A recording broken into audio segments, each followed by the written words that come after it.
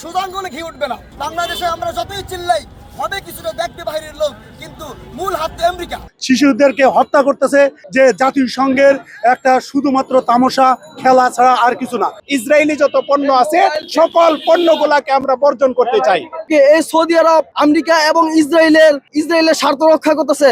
এই ফিলিস্তিন এই রাষ্ট্রটাকে মুছে ফেলার জন্য তারা যে কোনো পর্যায়ে তাদের পরাশক্তি এবং তাদের সার্বিক ব্যবস্থাপনায় তারা চেষ্টা করে যাচ্ছে। যে আমরা যেমন বাংলাদেশের দলবল নির্বিশেষে সকল মুসলমানরা ঐক্যবদ্ধ হয়ে আজকে ফিলিস্তিনের সমর্থন এবং তাদের পক্ষে আমরা প্রতিবাদ জানাই এবং ইসরায়েলের বিপক্ষে আমরা অবস্থান, এবং আমরা আমাদের অবস্থান থেকে আমরা আমাদের এই বাংলাদেশের সকল মানুষ ফিলিস্তিনের পক্ষে আমাদের আজকে যেমন সমবেত হয়েছি, ঐক্যমত পোষণ করেছি, তাদের পক্ষে আমরা মত এবং আমরা আমাদের আদর্শ, আমরা আমাদের ইচ্ছা সবকিছুই আমরা পোষণ করেছি।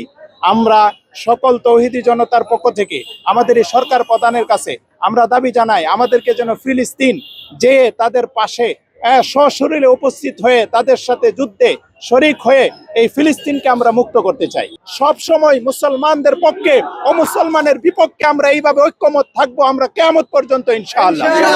এবং আজকে ইসরায়েলি যত পণ্য আছে সকল পণ্যগুলাকে আমরা বর্জন করতে চাই এবং এই বাংলাদেশ থেকে সকল প্রকার ইসরায়েলি যত ধরনের দ্রব্যাদি আছে, সকল শক্তি আছে, সব কিছুকে আমরা বিলীন করে ইনশাআল্লাহ ফিলিস্তিন মুসলমানের পক্ষে আমরা আমরণ জেহাদ করে যাব ইনশাআল্লাহ।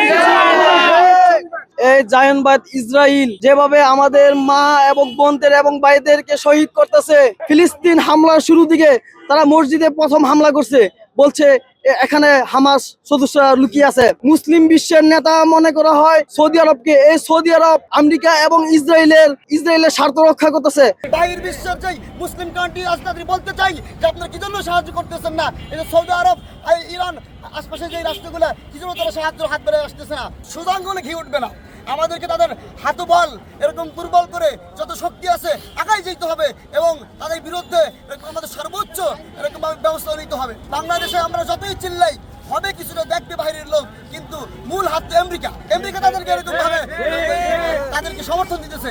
এই জন্য আমি বলতে চাই বাংলাদেশে ইউনূস স্যার ইনি বিশ্বের কাছে যতটুকু উঁচু চলে গেছে, তিনি যদি আমেরিকায় যায় এই বিষয়ে কঠোরভাবে কিছু জানান অবশ্যই ইনশাআল্লাহ আশা করি এর পদক্ষেপ হবে ইনশাআল্লাহ। জাতিসংঘ পুরো বিশ্বের মধ্যে যে মানব জাতির যেভাবে নির্যাতন নিষ্পেষিত করতেছে, শিশুদেরকে হত্যা করতেছে, এগুলো সম্পূর্ণ আমরা মনে করি যে জাতিসংঘের একটা শুধুমাত্র তামাশা খেলা ছাড়া আর কিছু না।